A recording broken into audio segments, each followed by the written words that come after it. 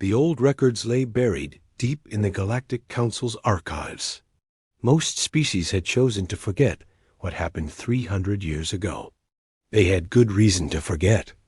Captain James stood on the bridge of the human warship Vengeance, looking at the blue marble of Earth through the viewport.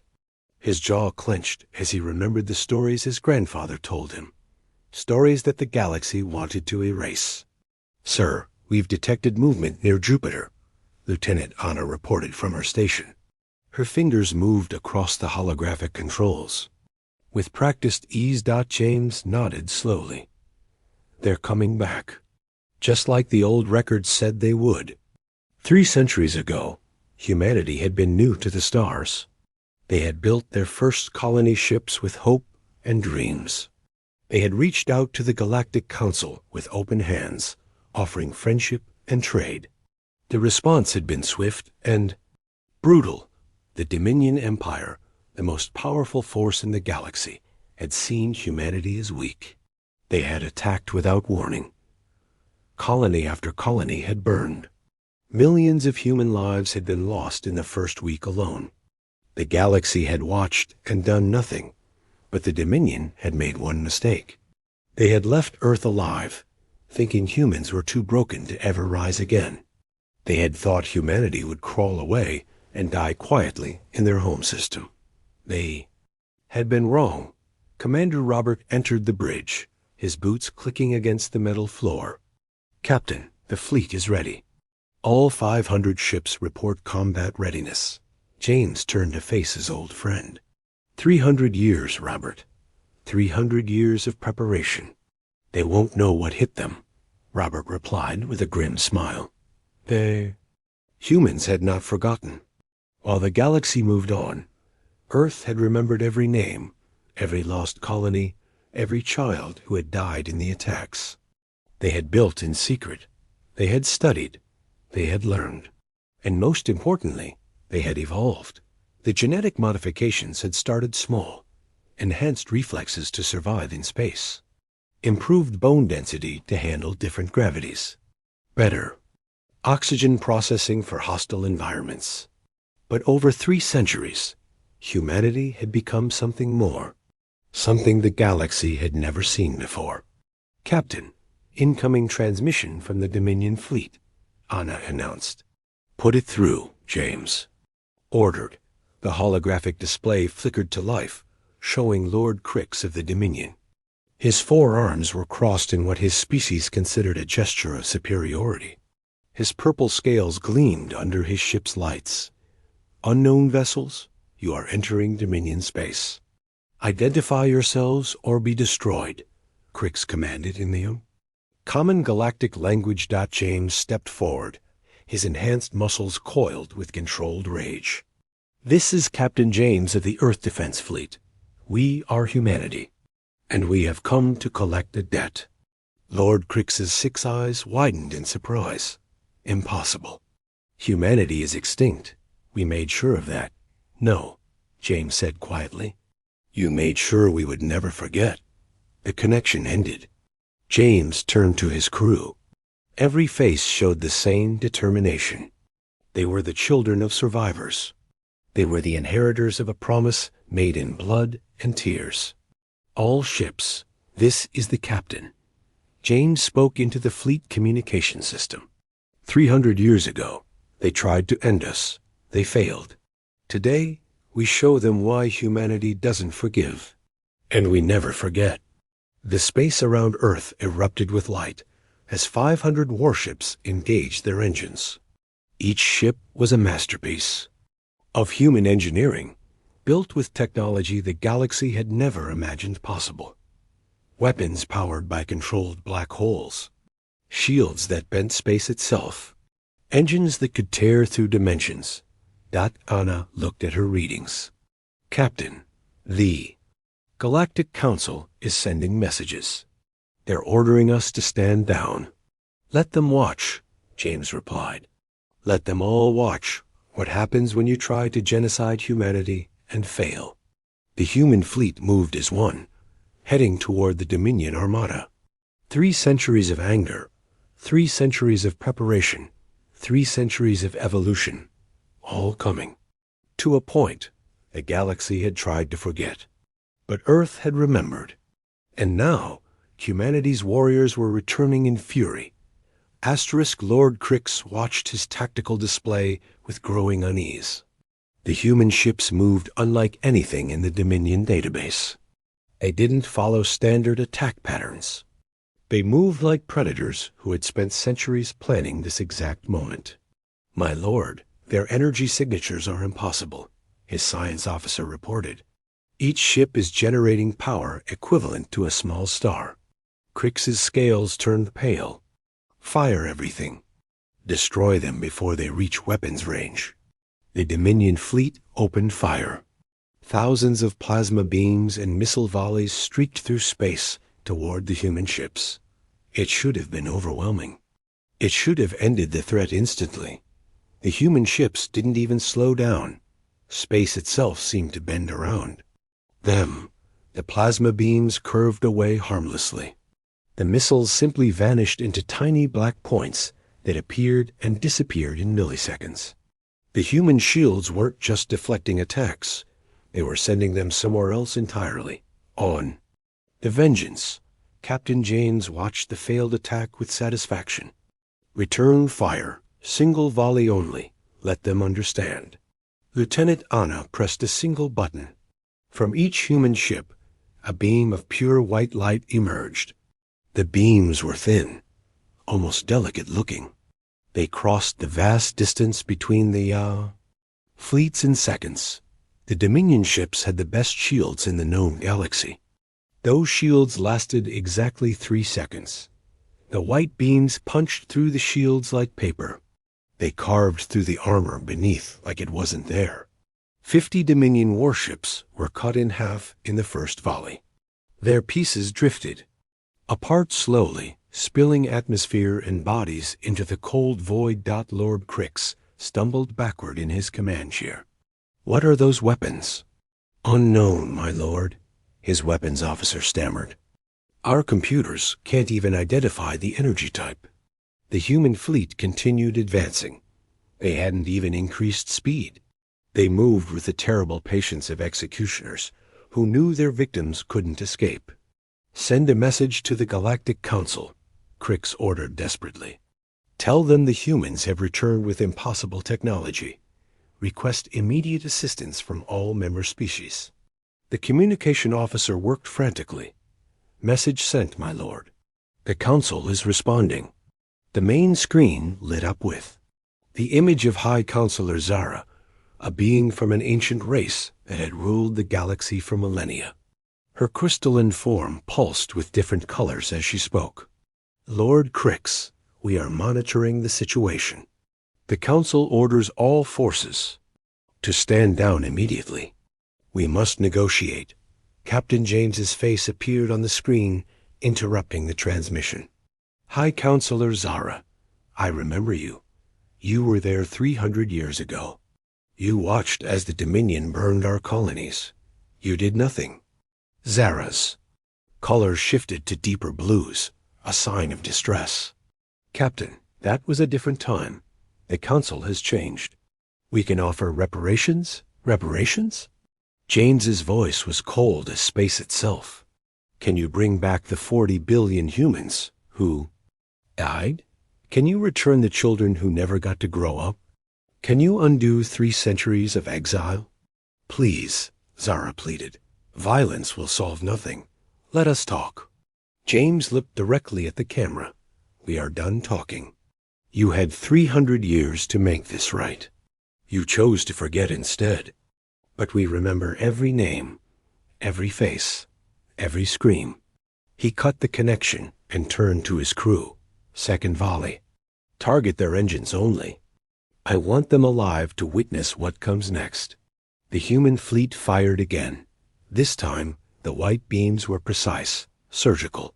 They carved away the engine sections of the remaining Dominion ships, leaving them drifting helplessly in space. Dominion fleet, once the terror of the galaxy, was now nothing but floating coffins. Captain, Anna reported, we're detecting massive energy buildups from Earth. The planetary defense grid is coming online. James smiled for the first time. Good. Show them what we built while they pretended we didn't exist. Around Earth, massive structures began to emerge from hidden spaces. Weapons platforms the size of cities. Defense satellites that hummed with barely contained power. And at the planet's poles, 2 massive cannons that could crack moons in half. The galaxy watched, in horror, as humanity revealed its true strength. 3 centuries of hidden preparation. 3 centuries of technological advancement, driven by one purpose: never again. Lord Crix, floating in his crippled ship, finally understood. The humans hadn't just survived. They had transformed themselves into something the galaxy had never faced before. Asterisk. In the depths of the Galactic Council's central station, emergency sessions were being called. Representatives from 1,000 species gathered in the Great Hall. There forms a rainbow of evolution's possibilities. But all shared the same expression: fear. High Counselor Zara stood at the center podium, her crystalline body dim with worry. The humans have disabled the entire Dominion Third Fleet in less than 10 minutes. This is unprecedented. Ambassador Thok, a massive creature from a high-gravity world, slammed his stone-like fist on his desk. We must mobilize every fleet. The humans are a threat to galactic stability. Are they? A new voice asked from the entrance. Everyone turned to see a human walking into the chamber. Not Captain James, but an elderly woman with silver hair and eyes that had seen too much. She wore a simple black uniform with no markings, except for a small Earth pin. "I am Admiral Lisa, commander of Earth's Defense Force," she announced calmly. "I am here to explain what you are facing." Security forces moved to intercept her, but she raised a hand. The guards froze in place, not by force, but by something else. Their minds simply couldn't make their bodies move forward. 300 years ago, you labeled humanity as a level 2 species, Lisa continued, walking toward the podium. Barely spacefaring, weak, expendable. You let the Dominion attack us because you thought we were worthless. She reached the podium and turned to face the assembly. You were right about one thing. We were level 2, but trauma has a way of forcing evolution. The main screen behind her lit up, showing images of Earth from the past 3 centuries. Underground cities that stretched for thousands of miles. Orbital shipyards hidden and folded. Space, research facilities where the laws of physics were being rewritten. While you forgot about us, we studied, Lisa explained. We learned from every species technology that we could find in the wreckage of our colonies. We pushed our bodies and minds beyond natural limits. We turned our entire civilization into a machine with one purpose: to ensure our survival. Ambassador Veek, an insectoid diplomat, shuddered nervously. What level would you classify humanity? Now? Lisa smiled, but there was no warmth in it. Level 7. Gasps echoed through the chamber. Level 7 was theoretical. No known species had achieved it. It meant complete mastery over matter, energy, and space-time itself. Impossible, Counselor. Zara protested. It takes millions of years of evolution to reach level 7. For a species evolving in peace, yes, Lisa agreed. But we didn't have peace. We had desperation. We had the memory of our dead. We had the knowledge that the galaxy would come for. You saw us again if we showed weakness. She touched a control on the podium. The screen showed a human child, perhaps 10 years old, solving equations that the galaxy's best scientists couldn't understand.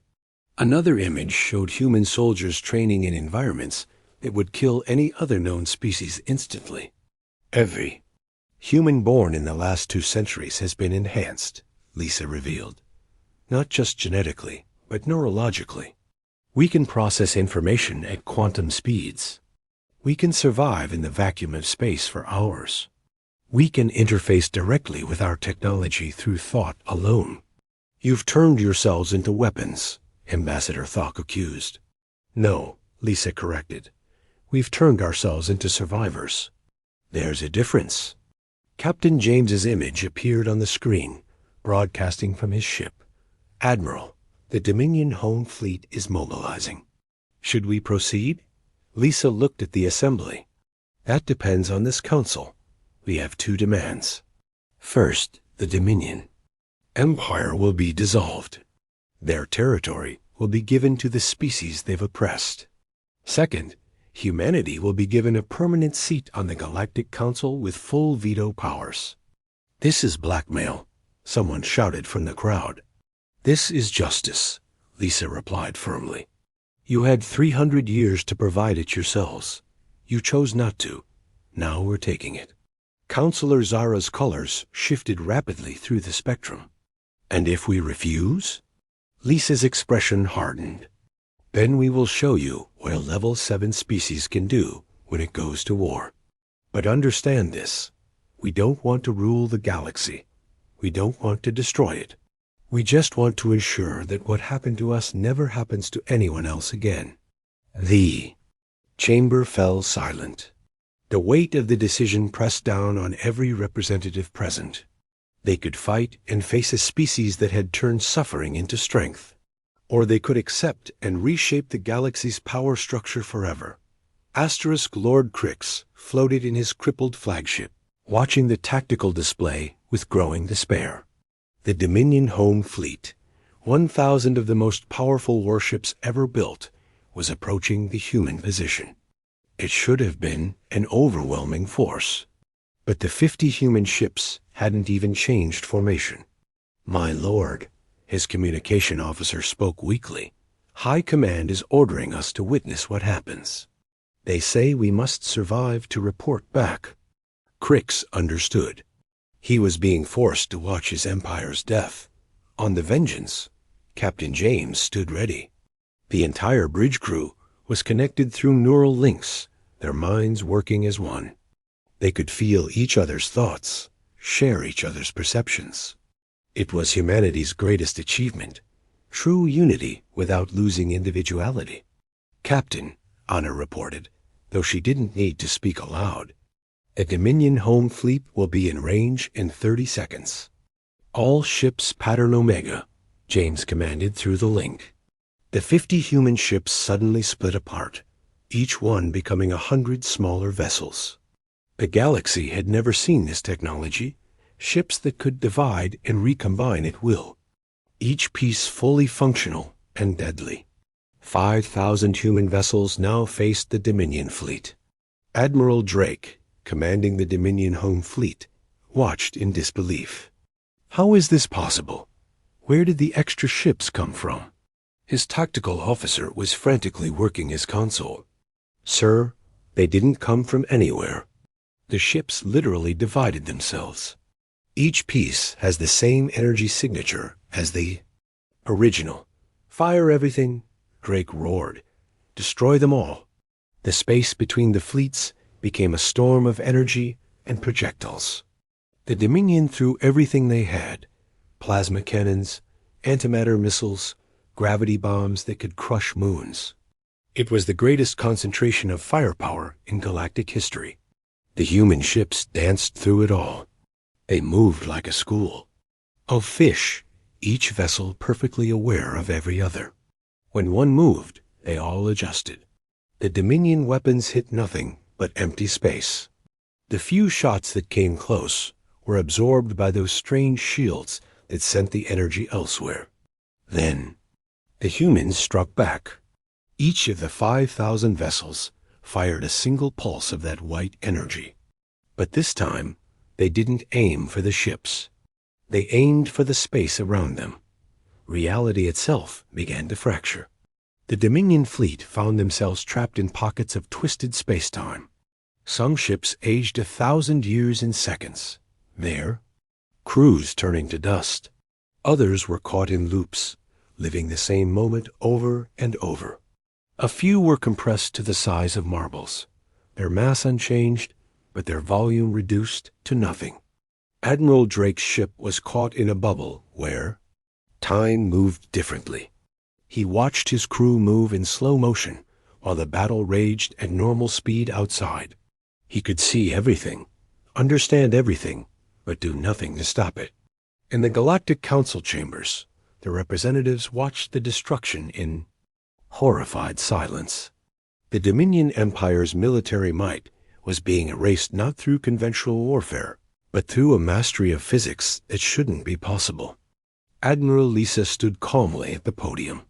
This is what 3 centuries of focused development looks like. We didn't just build weapons. We learned to manipulate the fundamental forces of reality itself. Please, Counselor Zara Megd, stop this destruction. We accept your terms. Lisa held up a hand. The Dominion must accept first. This is their reckoning. On his flagship, Lord Crix watched his empire crumble. In less than an hour, the Dominion had gone from the galaxy's supreme power to scattered wreckage. He activated his communication system with shaking fingers. I surrender, he broadcast on all frequencies. The Dominion Empire surrenders unconditionally. Please ... No more. Captain James received the message. Through the neural link, he felt the satisfaction of his crew, of all humanity. But also something else, not joy, but a grim completion of purpose. Cease fire, he ordered. The human vessels immediately stopped their attack. They recombined into their original 50 ships, as if the 5,000 had never existed. The surviving Dominion ships, less than 100 from the original 1,000, drifted helplessly in space. James opened a channel to Lord Crix. You will return to your homeworld. You will dissolve the Dominion Empire, as Admiral Lisa instructed. You will free every species under your control. And you will remember that humanity showed mercy when we could have shown none. Crix's response was barely a whisper. Why? Why? Show mercy after what we did? Because, James replied, we remember what it feels like to be helpless. We won't become what you were. We're better than that.